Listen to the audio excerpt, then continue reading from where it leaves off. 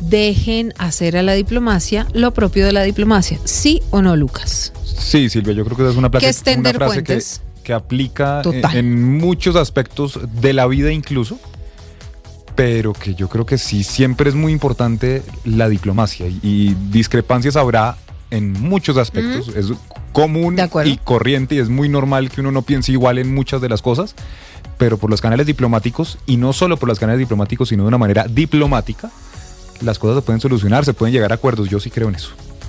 Pues también cree en eso el embajador Daniel García Peña, que básicamente es quien representa a Colombia en Estados Unidos. La canciller no puede viajar a Estados Unidos, que es la cabeza de la diplomacia de este país. No puede hacerlo porque le cancelaron la visa el presidente Gustavo Petro, menos porque fue el primero al que le quitan la visa por su discurso allí en Nueva York con un megáfono en mano, pidiéndole al ejército que no obedezca a su jefe máximo, que es el presidente de Estados Unidos, Donald Trump. Pero entonces, ¿a quién le toca componer los platos rotos? Al embajador. Y eso parece que está haciendo Valentina, porque está adelantando una serie de reuniones con congresistas de Estados Unidos para poder mejorar las relaciones bilaterales. Ahora, la pregunta es, ¿con congresistas republicanos, que son los que finalmente le hablan al oído al presidente Donald Trump, o con republicanos y demócratas, o solo demócrata? ¿Qué está haciendo el embajador en Washington? El embajador Daniel García Peña, el embajador colombiano allí en Estados Unidos, Silvia, pues está encargando de hacer esas reuniones quizás un poquito ya más bajo perfil, no tanto a través de las redes sociales como ha sido la relación diplomática del presidente Gustavo Petro a la hora de expresar sus críticas o diferencias con el gobierno y la administración de Donald Trump.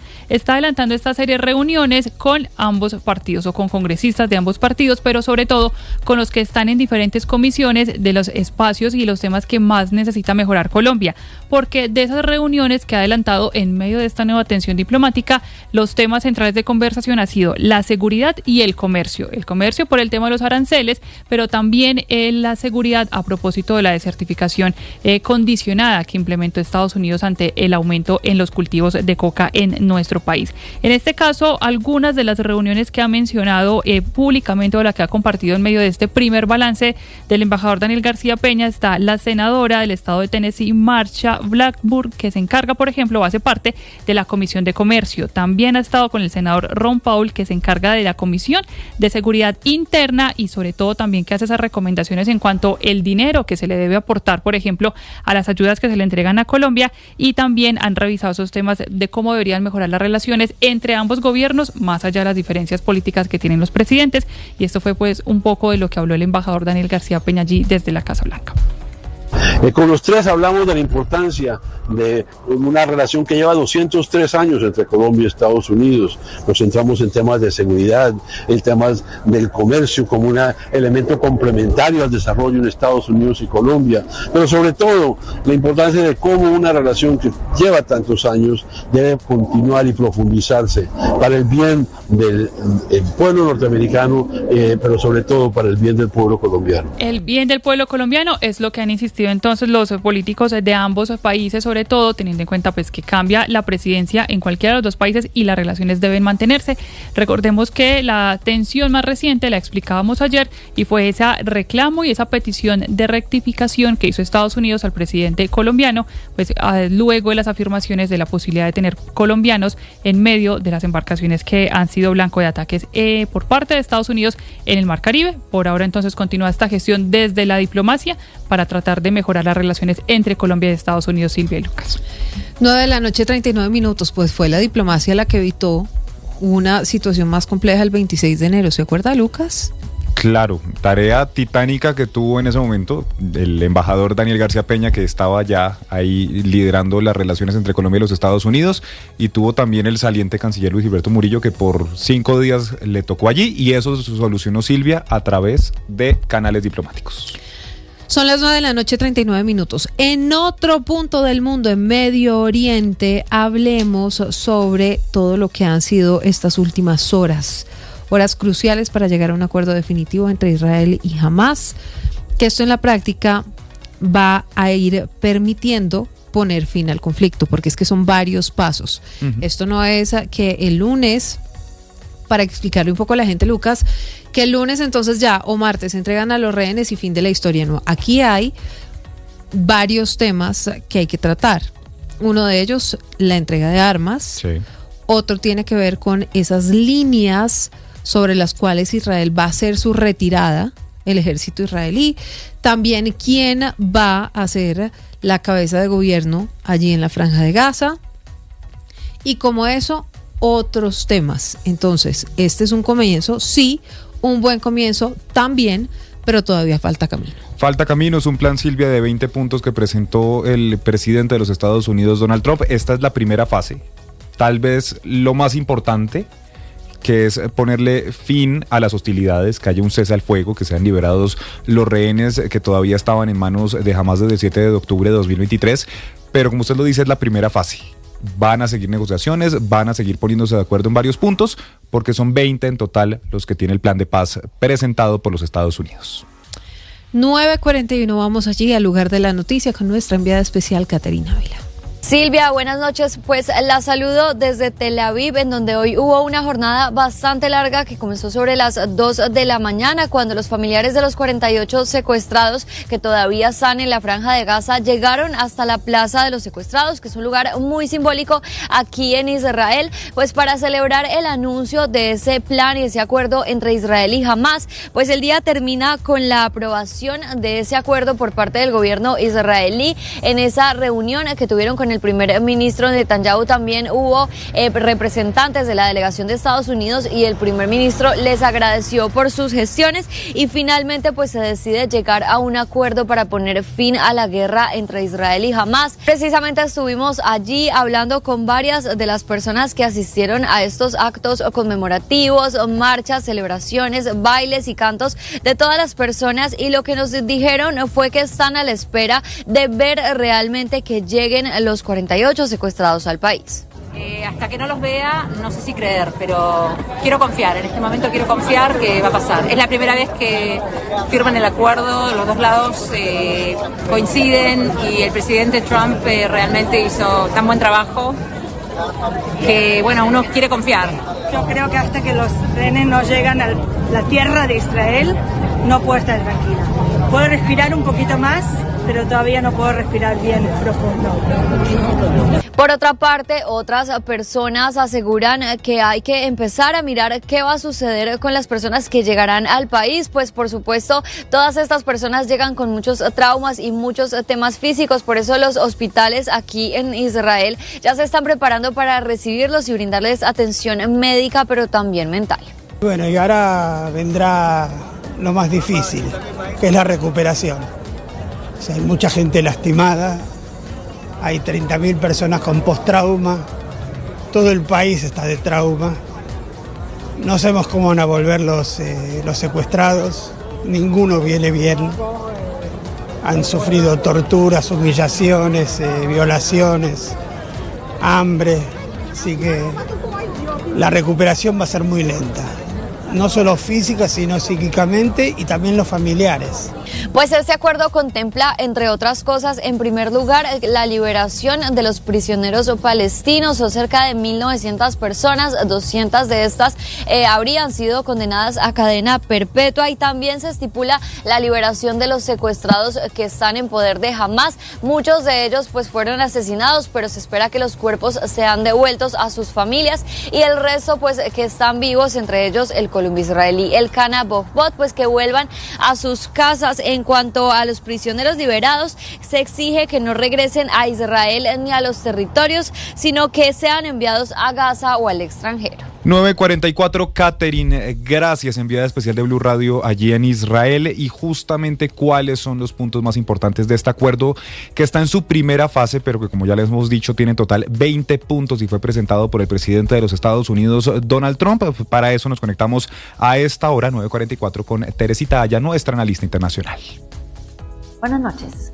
En el recap de hoy volvemos a hablar de la primera fase del acuerdo de paz que promete acabar con la guerra en Gaza. Y esta primera fase tiene tal vez una palabra que es la palabra más bonita de todo lo que hemos oído en las últimas 24 horas: ilimitada. ilimitada es la ayuda humanitaria que va a entrar a la Franja de Gaza. Y eso es lo que hay que celebrar en este momento. Ahora, también hay otros puntos muy importantes, como el retorno de los rehenes israelíes retenidos hace 2 años por el grupo terrorista Hamas, el regreso a su casa en Israel. Y es que esto era el principal objetivo del primer ministro Netanyahu cuando empezó la guerra hace 2 años, que regresaran los rehenes a Israel. Van a regresar los que quedan vivos, se cree que son 20 de ellos. Hay otros de los que no hay pruebas de supervivencia o están muertos, y aquí hay un problema, y es que Hamas no sabe bien dónde están, pero los que quedan vivos van a regresar, y esto es un triunfo para Benjamin Netanyahu, porque era una promesa que había hecho hace 2 años.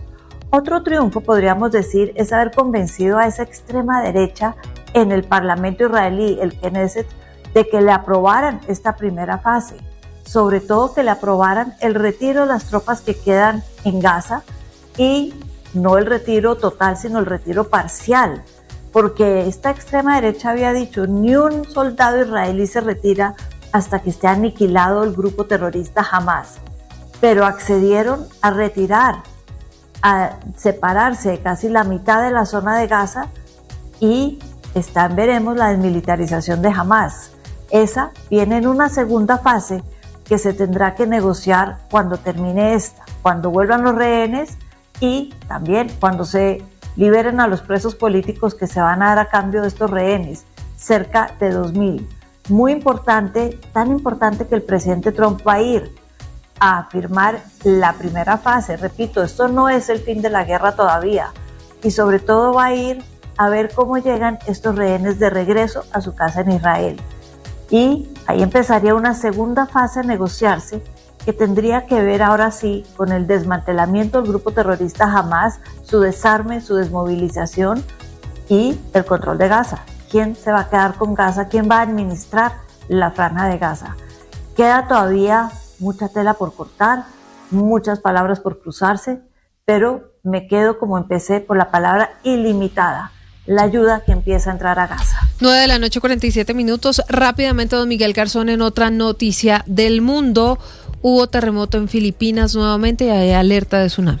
Sí, hay una alerta de tsunami por un terremoto que se presentó precisamente hace pocos minutos allí de 7,1 grados, en la escala de Richter. Este terremoto están diciendo que podría presentar olas de al menos 1 metro de altura por las próximas 2 horas, por eso le están pidiendo a las personas que viven allí, muy cerca a las playas en varias de las islas de Filipinas, que no se acerquen y que mejor evacúen el área, pues temen que se puedan presentar más emergencias por este terremoto, como les digo, allí en la zona de la península, allí en Filipinas, un terremoto de 7,1 grados que provocó esta alerta de tsunami, Silvia. 9:48, Miguel, gracias. Y estábamos hablando justamente de todo esto que está pasando allí con este acuerdo entre Israel y Hamas, y Donald Trump se presenta como artífice de este cese al fuego y de este acuerdo que fue alcanzado ayer por las dos partes. Esto, por supuesto, en vísperas del anuncio del Nobel de Paz que se aspira a ganar y que será anunciado mañana temprano. Esto es en 6 horas, ¿no? Más o menos. Sobre las 4 de la mañana, 5 de la mañana se está anunciando, así que mañana sabremos qué pasa aquí, porque lo cierto es que hoy se dio a conocer al ganador del Nobel de Literatura, Alejandra Bello. En Recap Blue es hora de recapitular el día en el mundo. El presidente de Estados Unidos, Donald Trump, aseguró este jueves que el acuerdo de alto al fuego alcanzado entre Israel y Hamas en la Franja de Gaza es el 8º conflicto que ha logrado resolver desde que inició su carrera política. Añadió además que su siguiente objetivo será poner fin a la guerra entre Rusia y Ucrania. He detenido 8 guerras, así que eso nunca había sucedido antes, pero tendrán que hacer lo que hacen. Hagan lo que hagan, está bien, lo sé, no lo hice por eso, lo hice porque salvé muchas vidas. El anuncio llega justo antes de que se conozca el ganador del Premio Nobel de la Paz, un galardón que Trump busca abiertamente y para el que asegura haber detenido 7 guerras, entre Camboya y Tailandia, Kosovo y Serbia, la República Democrática del Congo y Ruanda, Pakistán e India, Israel e Irán, Egipto y Etiopía, además de Armenia y Azerbaiyán. No obstante, analistas internacionales señalan que el presidente no ha promovido tratados de paz formales y que en varios casos se trata de treguas temporales o acuerdos económicos sin carácter vinculante.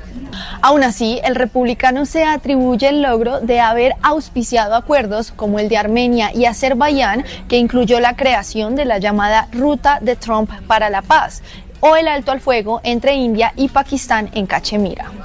Pero sobre el terreno, la situación humanitaria sigue siendo devastadora. De acuerdo con el Ministerio de Salud de Gaza, más de 65.000 palestinos han muerto desde el inicio de la ofensiva israelí, entre ellos 18.400 niños y 10.000 mujeres.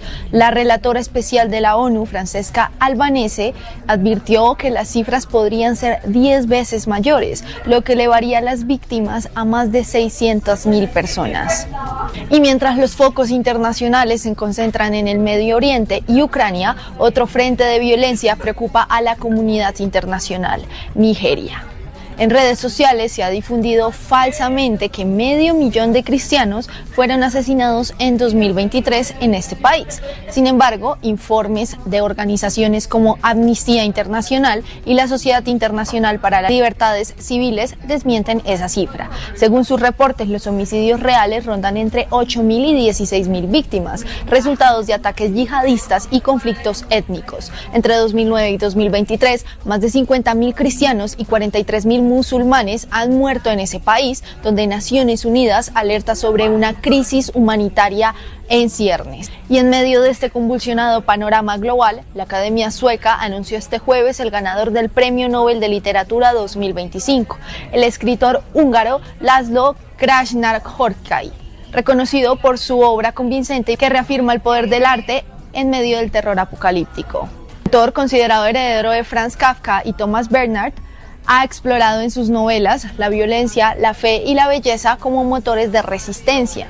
Entre sus obras más destacadas están Santantango y Al norte, la montaña, al sur, el lago, al oeste, el camino y al este, el río. El autor confesó que empezó a escribir porque no quería ser nadie y que su vida ha sido una corrección permanente. A sus 71 años se declaró emocionado y nervioso por el galardón que lo convierte en el segundo escritor húngaro en recibir el Nobel después de Irme Kertész. Hemos llegado al final de esta recapitulación del Día en el Mundo. Nos vemos mañana.